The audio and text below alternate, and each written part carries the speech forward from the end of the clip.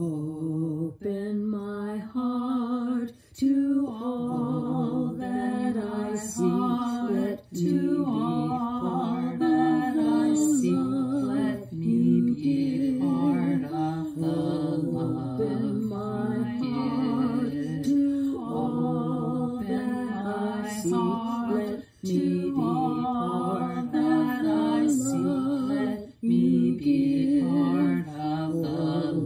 Open my heart to all that I see. Let me be part that I see. Let me be part of the love you give.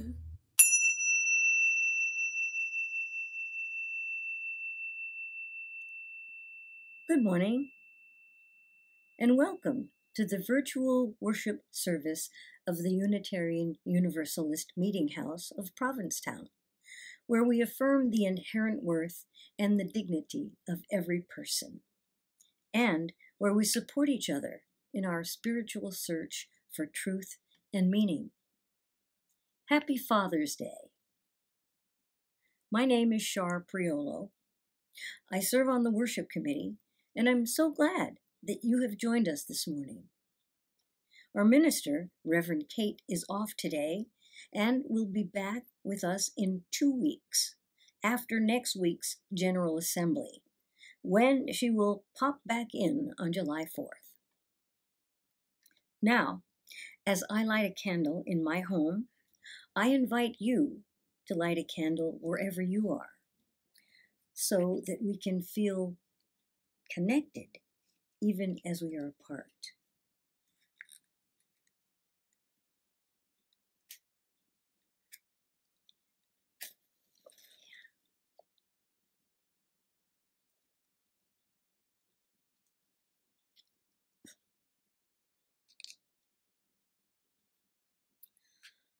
Our chalice lighting words are by Melanie J. A light of guidance.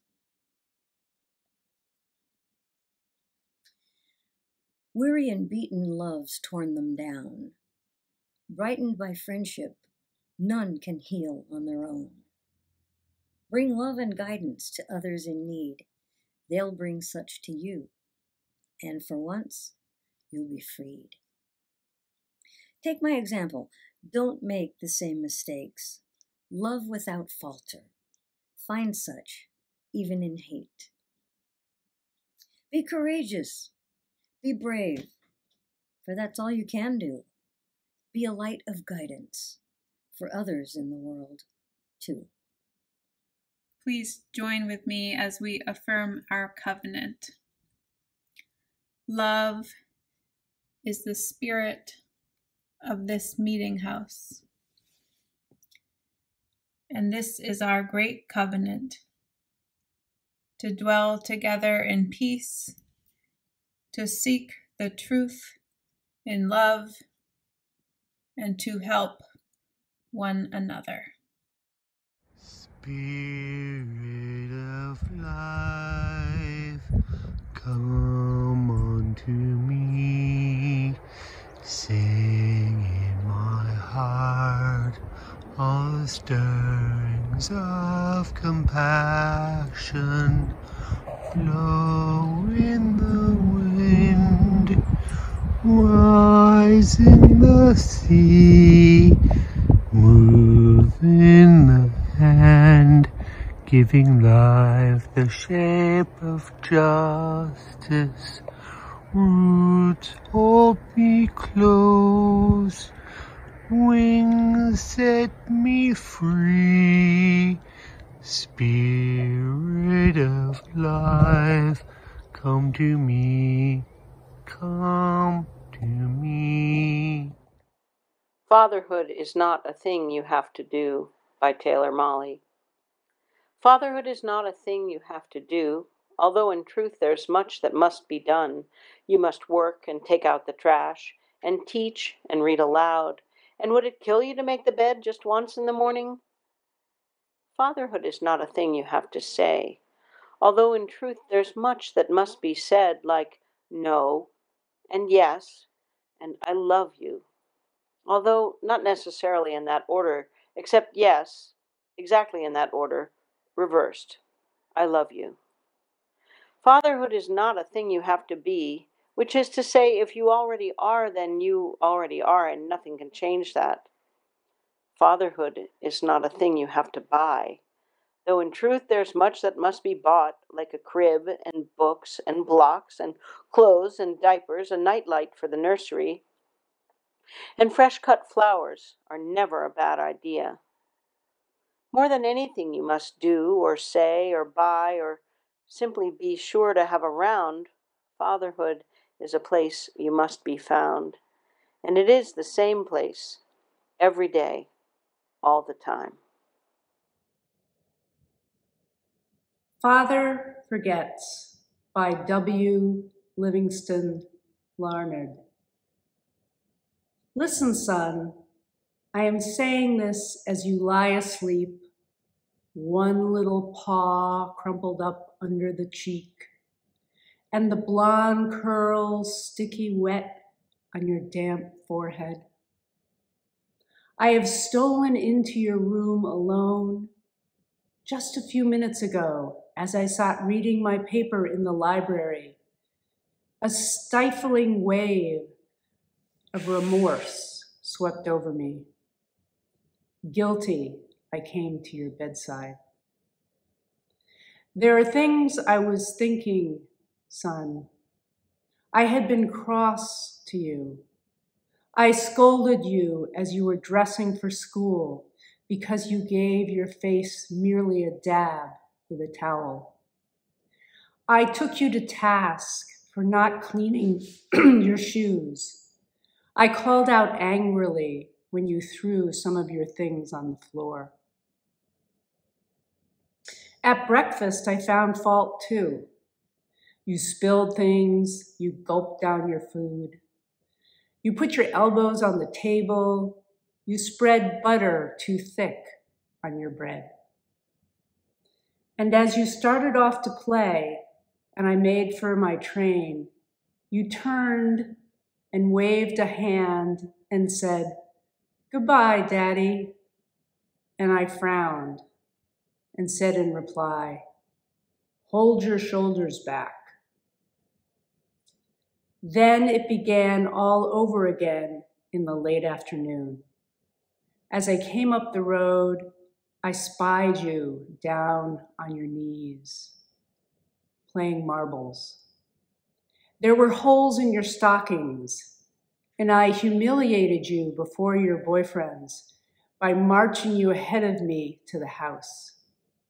Stockings are expensive, and if you had to buy them, you would be more careful. Imagine that, son, from a father. Do you remember later when I was reading in the library how you came in timidly with a sort of a hurt look in your eyes when I glanced up over my paper?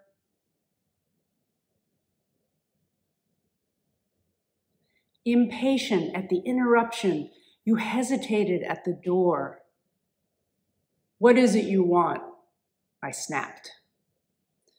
You said nothing but ran across in one tempestuous plunge and threw your arms around my neck and kissed me, and your small arms tightened with an affection that God had set blooming in your heart and which even neglect could not wither. And then you were gone, pattering up the stairs. Well, son, it was shortly afterwards that my paper slipped from my hands and a terrible, sickening fear came over me. What has habit been doing to me? The habit of finding fault, of reprimanding. This was my reward to you for being a boy. It was not that I did not love you. It was that I expected too much of youth. I was measuring you by the yardstick of my own years.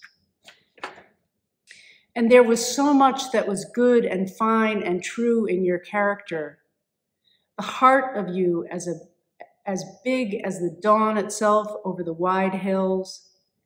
This was shown by your spontaneous impulse to rush in and kiss me goodnight.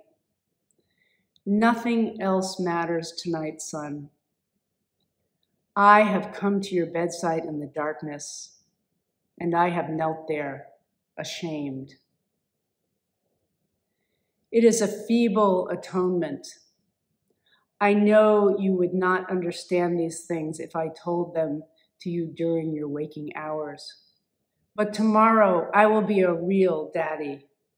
I will chum with you and suffer when you suffer and laugh when you laugh. I will bite my tongue when impatient words come. I will keep saying, as if it were a ritual, he is nothing but a boy, a little boy. I am afraid I have visualized you as a man. Yet as I see you now, son, crumpled and weary in your cot, I see that you are still a baby. Yesterday, you were in your mother's arms, your head on her shoulder. I have asked too much, too much.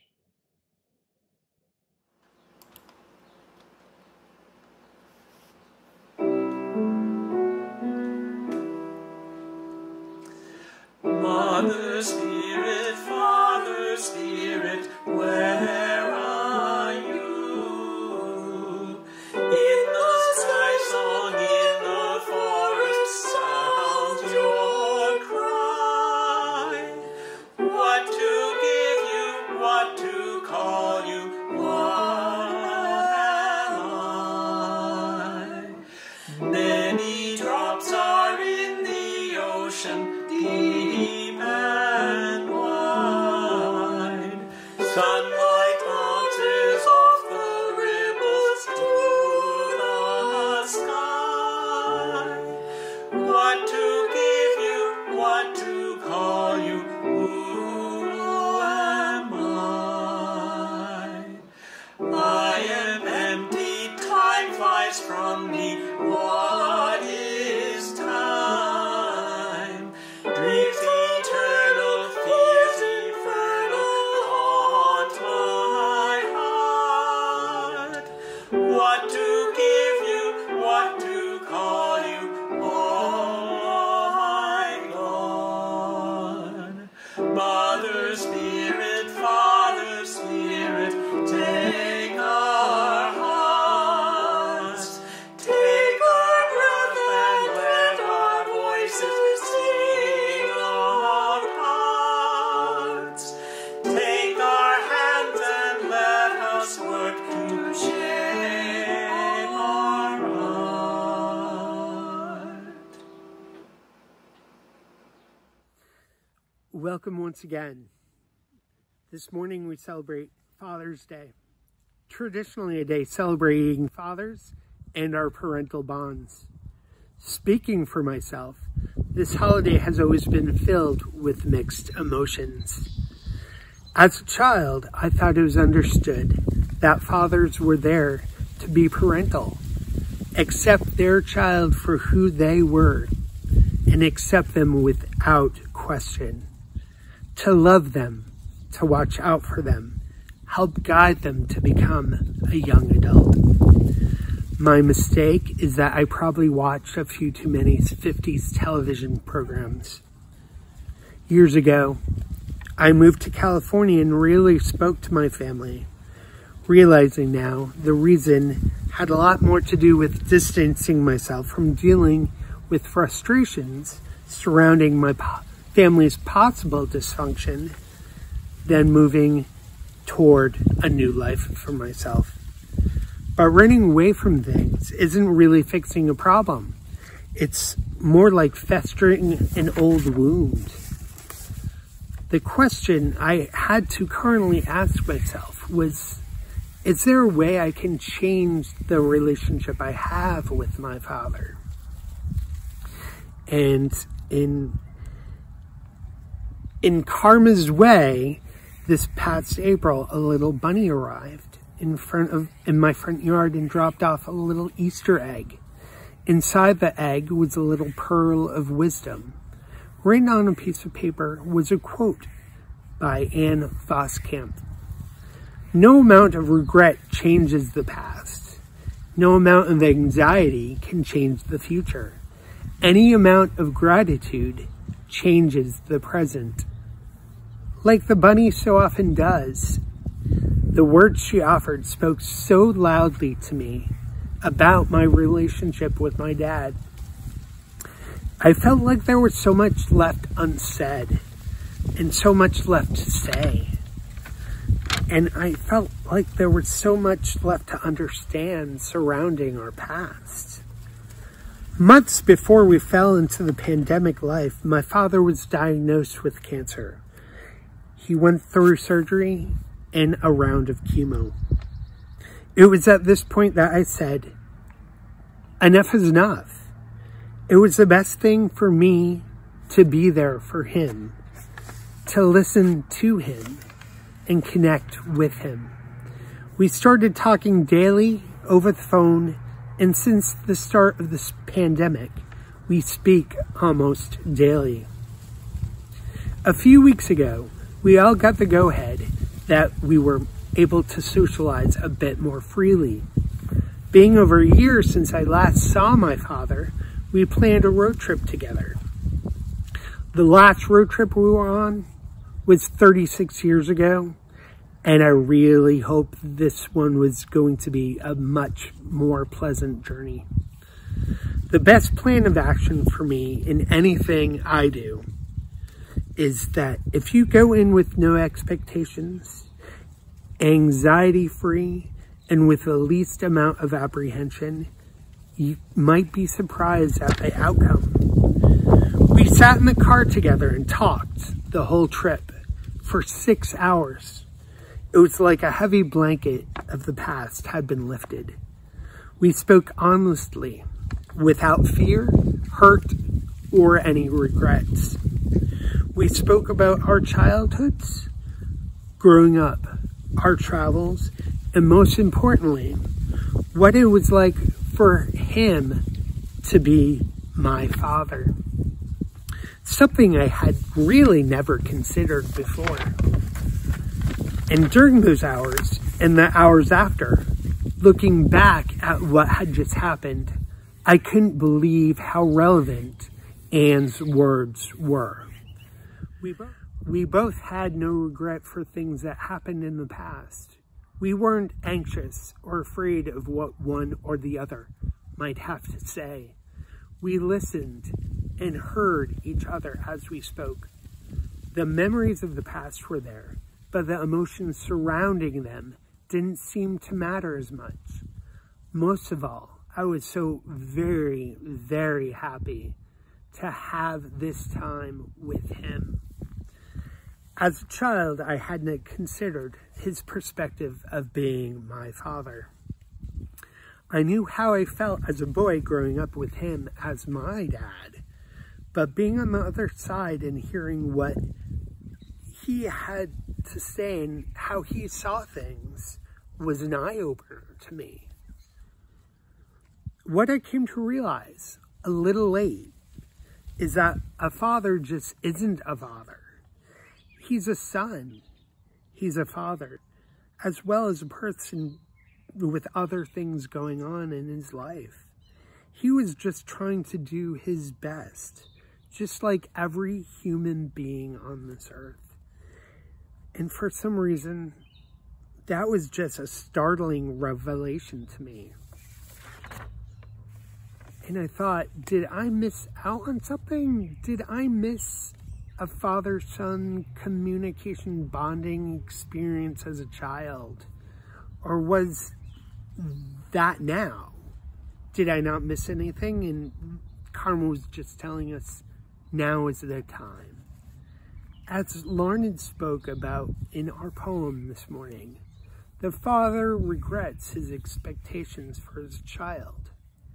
But what if we turn that around? I as a son, I do regret the expectations that I had. The childhood ideals of what I thought a father should be. If I wanted my father to accept me as I was, shouldn't I accept him for, well, being him? Reflecting upon our relationship, we had so many great times together. And sometimes I tend to forget the good times because sometimes it's easier to remember the painful ones. My dad would take me on fishing trips.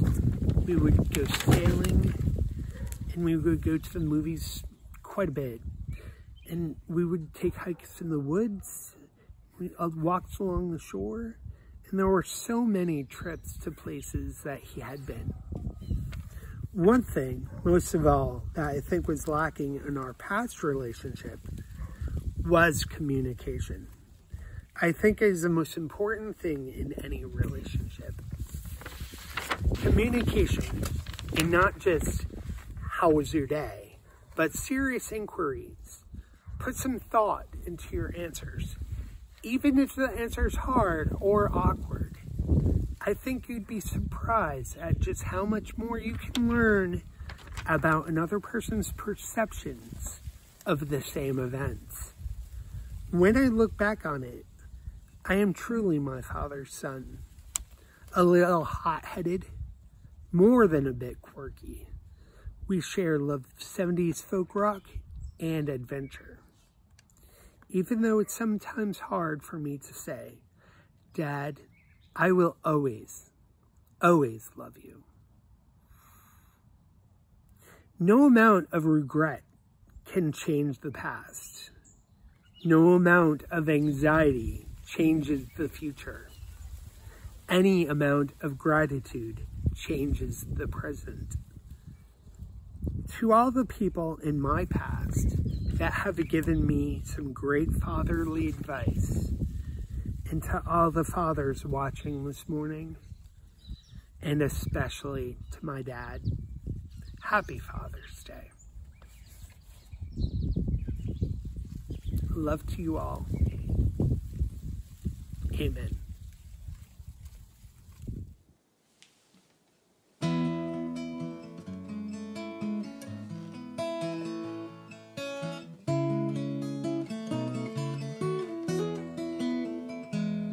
I'm grateful for the sun that shines. I'm grateful for the rain. And when life's bumps and life's bruises come, I'm grateful all the same. So just knowing I am a lonely soul, hand in hand with a world full of lonely souls, brings peace and love to my beating heart, and faith blooms in me again.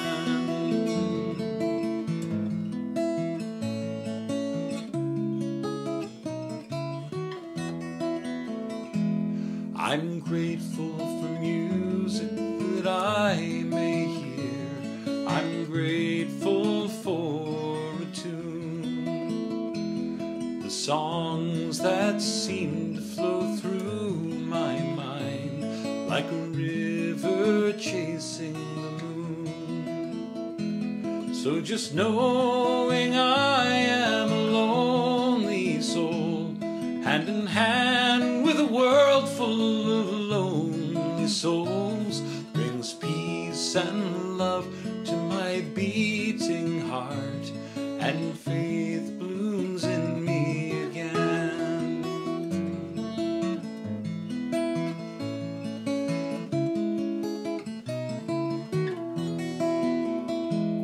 I'm grateful for a smiling face. I'm grateful to see you today. I'm grateful for nature around us all, and for feeling each joy and each pain. Somehow knowing we are all lonely souls,